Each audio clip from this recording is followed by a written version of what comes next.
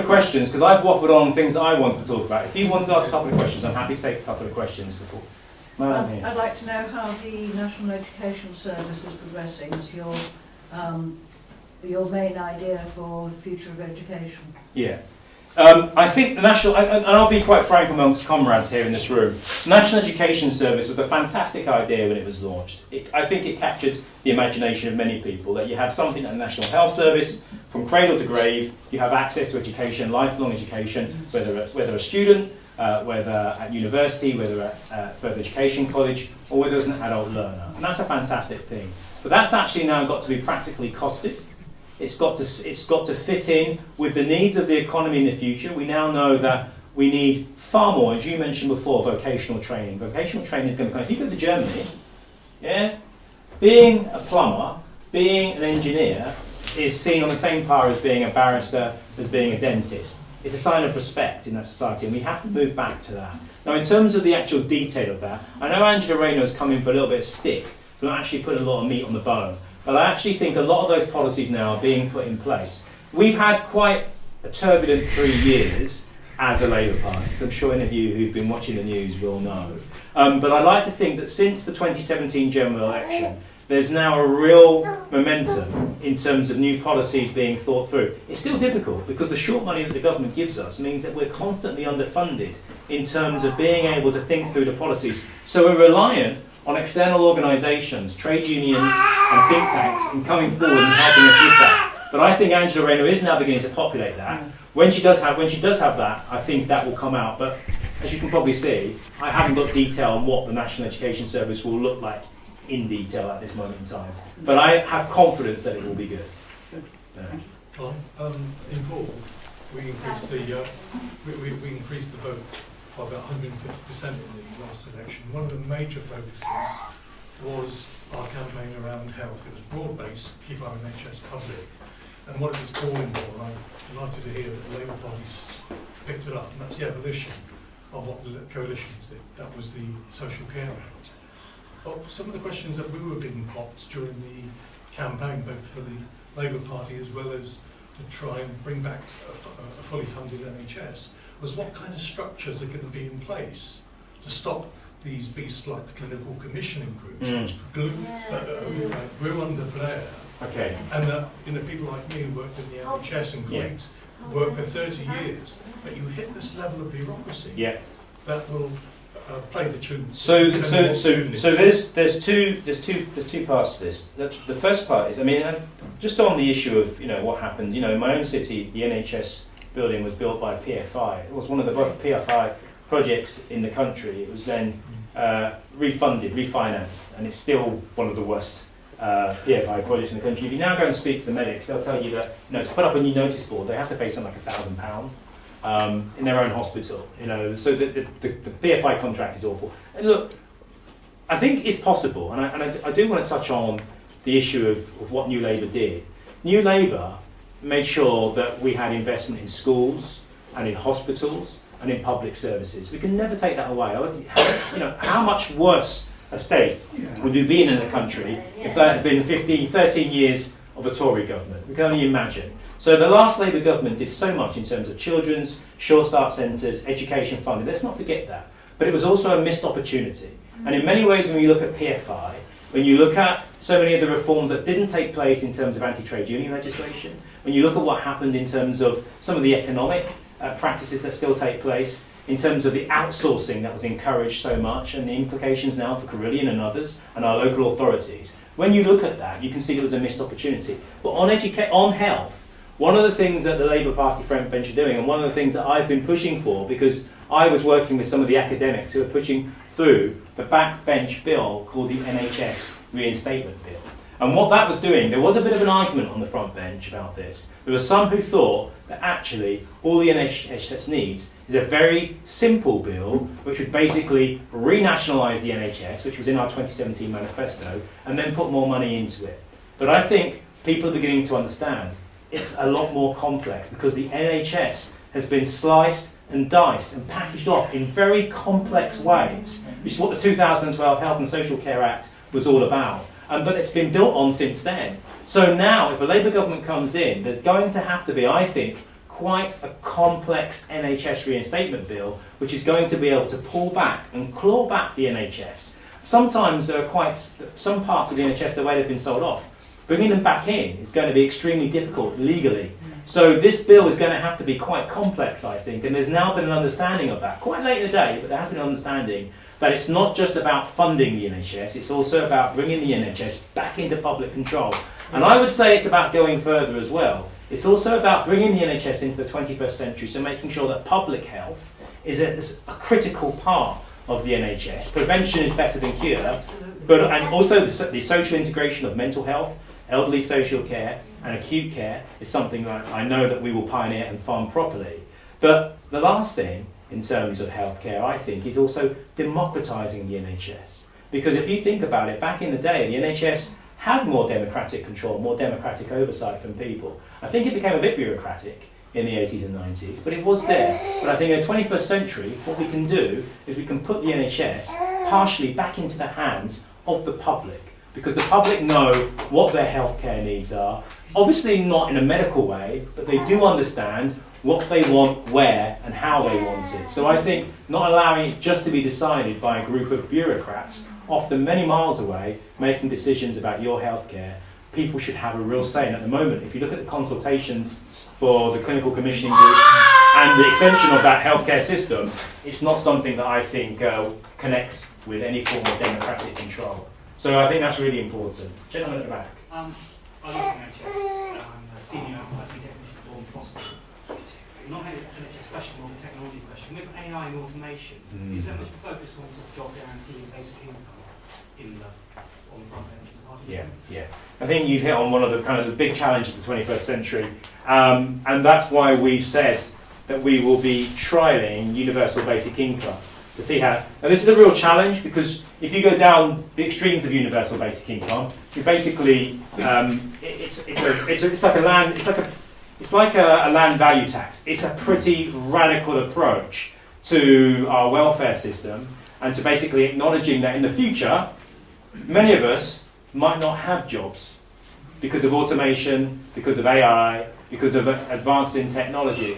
So then what's our purpose? What are we here for? Well, Keynes, 60, 70 years ago, had already predicted that you may get to such levels of productivity through technological gains that people will be working fewer and fewer hours. Well, we might well be fast approaching that point. And if that's the case, the way it's working at the moment is that a handful of corporations and a very small percentage of our population are increasingly can control the means of production.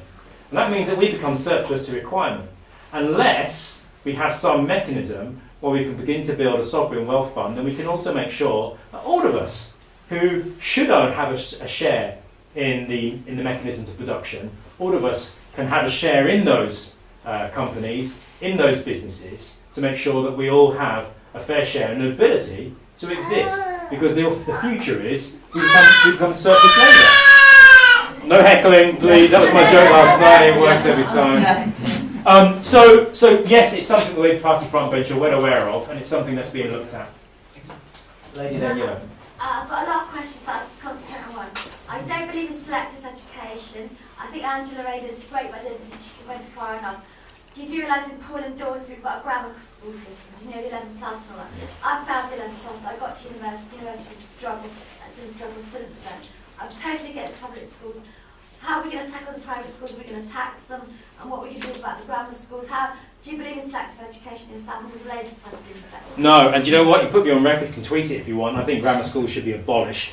And I think tiptoeing around grammar schools is a mistake. Because I mean I'll probably get handbagged by Angela for saying this, but I've always believed it. I've said it before. It seems to me ludicrous that we can have a policy of not building new grammar schools, but then allow the old grammar schools to exist. Even we have a comprehensive secondary and primary school education system, or we don't. It's as simple as that, and it's a simple logic of following through on that. And it's not about a race to the bottom; it's about making sure everyone can rise to the top. And I think it's as simple as that. And yes, of course, yeah. With the grammar schools, the idea of just if you don't get everyone in Paul is so keen to get their kids to the grammar school, there's so much pressure on them. that if you fail that grammar school system and you go to a secondary modern or even a kind, you are left with the feeling you've failed. It's terrible. So this is it's a very good point, and this is where Theresa, this is the logical conclusion of what Theresa May wants to do by expanding grammar schools, and I'm seeing it now with the free schools and some of the more right-wing politicised academy chains. Is what they are putting in place is the infrastructure for secondary moderns and grammar schools. That's where they would like to go. That's where their ideology says they have to go. So I think a Labour solution to that is to make sure that we raise the educational standards of all our children. And on private schools, look, we could take them on head on, potentially the Labour government, because I think there's more than one way to skin a cat. I think one of the things that you can do in preparation for that is you can take away the ability for private schools and the advantages that they offer. Yeah. So you can take away the advantages that they offer. So that can be, for example, blind application, so that the school or the college that you went to isn't on the application form.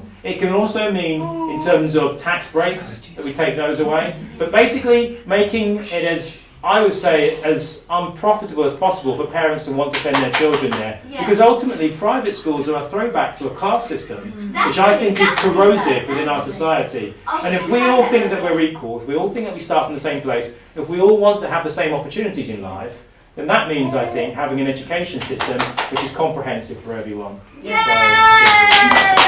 Well, can I just get a moment to say, I am now 78. I was educated in a comprehensive school. Yes, yeah. And look at you. Yeah. Look at what it produced. Yeah. And I mean that in a good way. I was Yeah. a secondary modern, I got a 2-1 degree, yeah. Well done. I was the only kid in my school to get to uni. It's worse than Grange Hill, believe it. I like Grange. Grange Hill at 10. Gentleman at the back. Thanks very much for the talk. I got a question on strategy more. We've got an armchair general at the back. It's good. I like that little armchair Labour's quarterback. objectives, they have clear objectives, I think, and future goals. What I don't see is a strategy that goes beyond Corbyn. Meaning, what happens after Corbyn? What happens to the progressive wing within the Labour Party after Corbyn? And what strategies do you think keep us on that track? So look, I don't believe in cults. Yeah. I understand why people have a lot of time for Jeremy Corbyn. I've got a lot of time for Jeremy. But actually, if you want a future for the progressive left, it's going to come from ideas, and it's going to come from the thinking in what you might call Corbynism 2.0. And at the moment, we're working on the basis of a new manifesto, which is building on what was called, I was calling last night, a social democratic reset. And what the future of the Labour Party, the progressive part of the Labour Party, I think the left of the Labour Party is about identifying what the problems of 2030 plus are going to be, what the problems of the 21st century. Now, some of the stuff that I'm working on, in terms of sustainable economics, in terms of marrying up our socialist and social democratic principles with the fight against the climate change and sustainability, this is a new front for socialism, away from the 20th century and the fight simply against poverty, moving into a fight against carbon and the fight against unsustainable economic practices. Because what I understand from the work that I've been doing is that climate change is essentially about inequality. Because if you understand that the top 10% of the world's population are responsible for 50% of the carbon output on this planet and domestically in this country, and that the bottom 10 and the bottom 50% of this planet, including in this country, are responsible for just 10% of carbon output, and that within that 10% at the top, 80% of carbon output is the responsibility of 1%, the 1% of the wealthiest, you begin to see that so many of the problems of the 21st century come down to inequality, come down to social justice. So their old school socialist values applied to 21st century problems like automation, like climate change, like data protection, and how we're going to have a fit for purpose in the 21st century. I helped launch the Democracy Roadshow and the democracy reform of the BBC the other day in Parliament, because the BBC really does need to get onto a 21st century democratic footing, so that it can actually face down basically Facebook and Google, provide services to the public like that, but from a non-commercial point of view. But it also needs to be democratically controlled. And at the moment, it's pretty much a government establishment organisation. If you look at its history, it helped break the 1926 strike.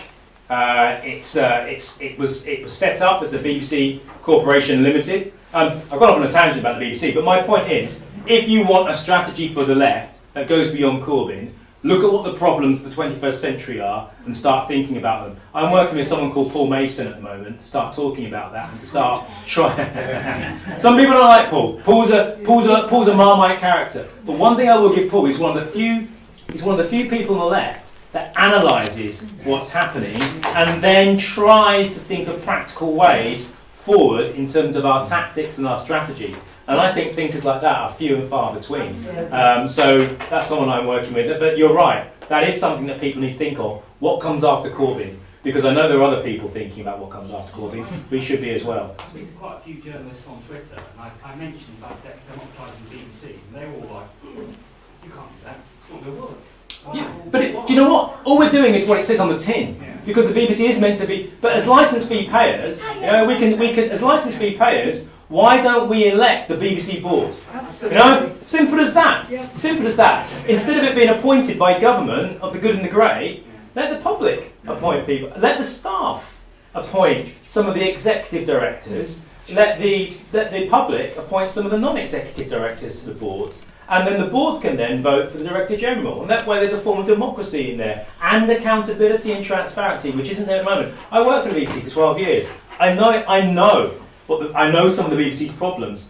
BBC is I feel it's, lions led by donkeys. The staff are brilliant at the BBC, but it's often let down by the staff who are kowtowing to the government on so many issues. And the way the licence fee, charter renewal is done every 10 years, is basically a big stick to beat the BBC with to get it to do what they want. And if you understand about what John Birt did when he came in and he was Thatcher's man in the BBC, he basically gutted the BBC. It's why in the BBC, one of the last things to go, they got rid of health correspondence on regional news, they got rid of education correspondence, they got rid of labour correspondence, they kept business correspondence. I've got nothing against business, but it tells you the political priorities of the BBC are pretty skewed, I think, pretty skewish.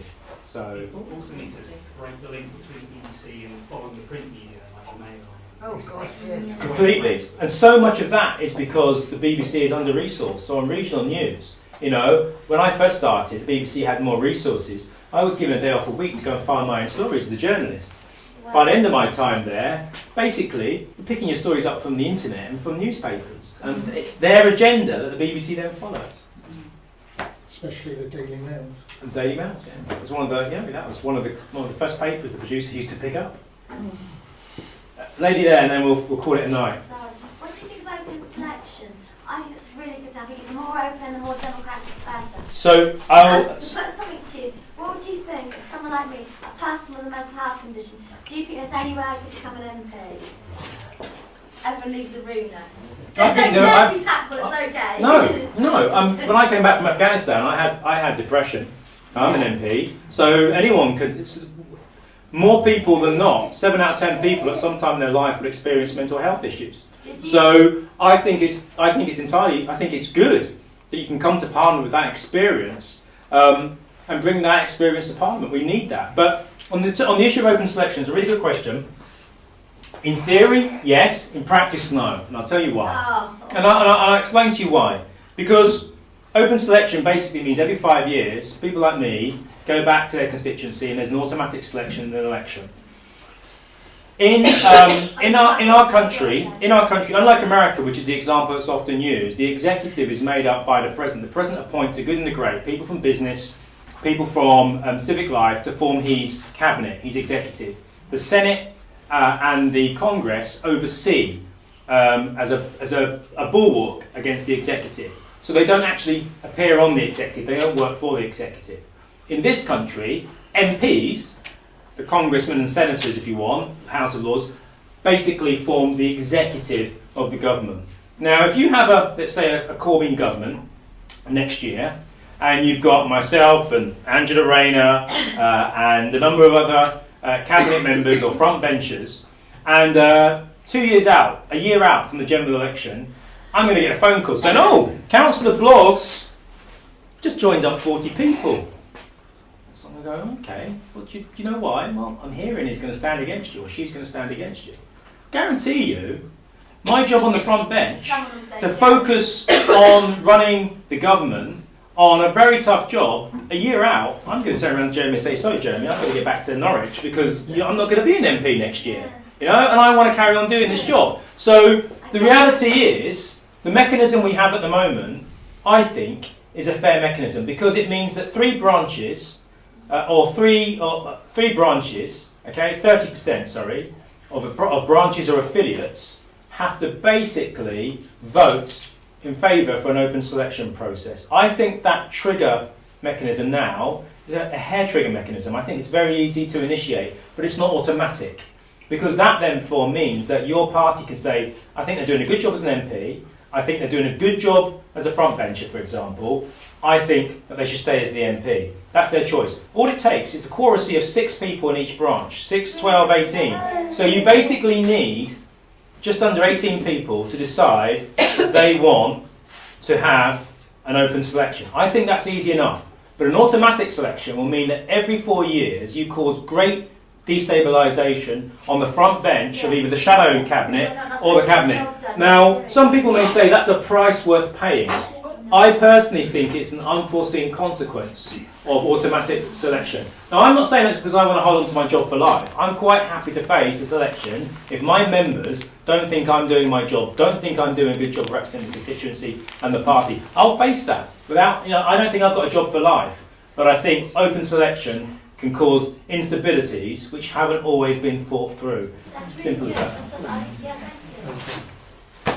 If it's a final question, and one of the things in our reading group, which we just had down in Wareham, one of the first questions, and I see it likely answers probably fairly briefly, is like, we're looking for a definition, what is socialism? Can we have yours? What is socialism?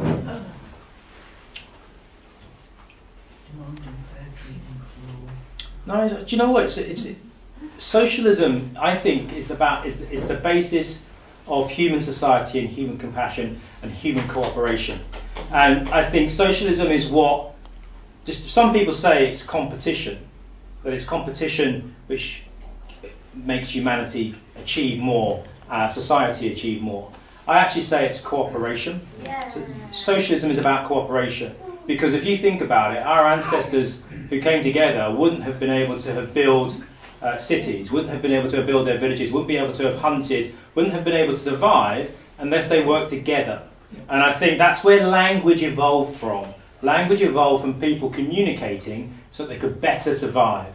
And it was an evolutionary survival trait. So by talking to each other, we could hunt better, we could work together, we could cooperate better, we could communicate better, we could trade better. So socialism is about cooperation, and I think it comes down to the very basis of what it is to be a human being. For me, that's what socialism is, cooperation.